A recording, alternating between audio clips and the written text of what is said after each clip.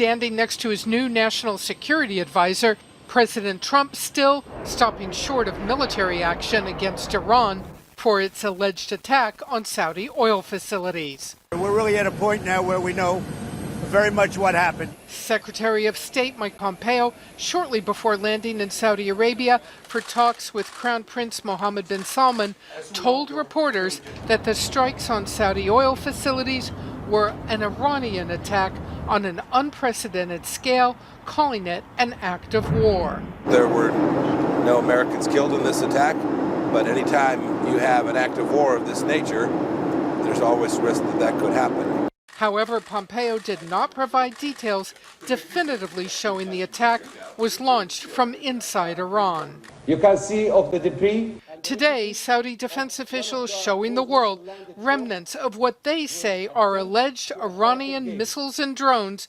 used in the massive attack that disrupted world oil markets.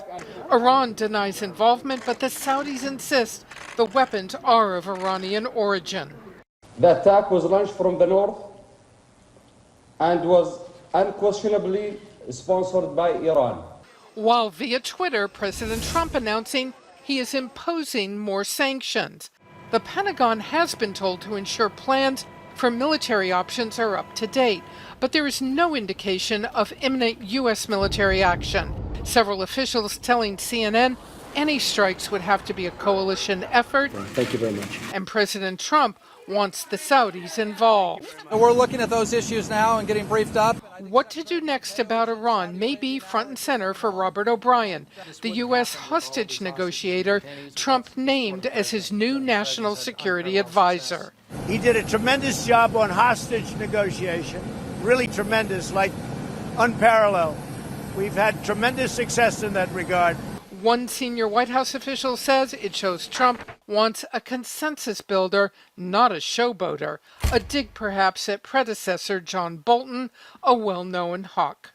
A peace restraint posture that'll keep the American people safe from the many challenges around the world today. As Congress pursues various inquiries into whether the president is making money off of his own presidency, President Trump is suggesting that the House Judiciary Committee should be investigating his predecessor for a deal President Obama made after leaving office. So today, President Trump tweeted, quote, "Look at the Obama book deal or the ridiculous Netflix deal. Those investigations would be over fast." Exclamation mark. And then hours later, quote, "These radical left Democrats are crazy. Obama, Netflix?" CNN political commentator Charles Blow is a columnist for the New York Times. Good to see you, sir. Yes. Just a little bit more information for the good people here. Netflix announced the Obama's Higher Ground production company. That was in May of 18. Michelle Obama's book, obviously that was released in November of last year. Barack Obama hasn't published his yet, but President Trump is in office. Does he not understand? I don't know if he understands or not, but this is a non-issue, right? He's post-office. Politicians write books. There's nothing wrong with the book deal. Nothing wrong with the Netflix deal. People have careers after office, always have. President Trump could do the same. He could do the same, and he has held on to his business interests, even against the advice of people who said you should divest of all of it. And he's going to continue that business after. He'll make money because of his name and having been president. What's the problem? His mentioning of President Obama got me thinking, too. It was in the last month where he mentioned President Obama something like 18 times. So in case you missed it, roll the clip. We can't treat the United States of America the way they treated us under President Obama. China has been ripping us off for many years. President Clinton, President Bush, and President Obama and others should have done this long before me. The fact is, President Putin totally outsmarted President Obama on Crimea and other things, including the red line in the sand, all right? He made a living on outsmarting President Obama. President Obama built the cells. He built the cages that you people always talk about and attribute him to me. So President Obama had separation. I'm the one that brought them together. President Obama had zero interest rates. I don't have zero interest. I have real interest rates.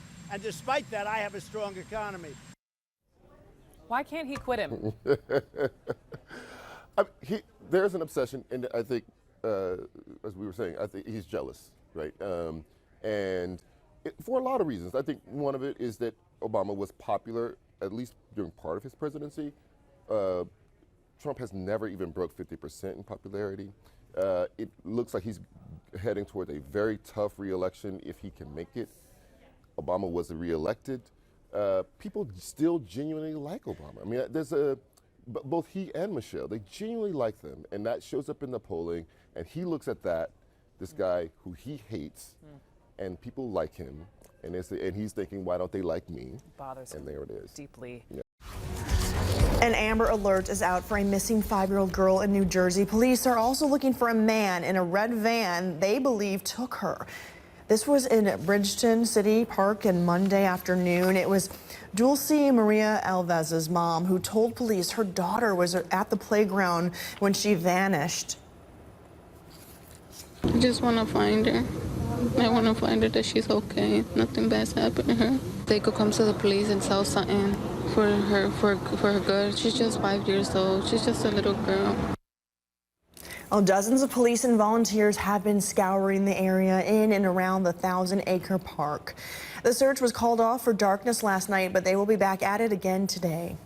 The spread of the potentially deadly triple E virus has many people deciding to stay inside away from mosquitoes. They can spread it.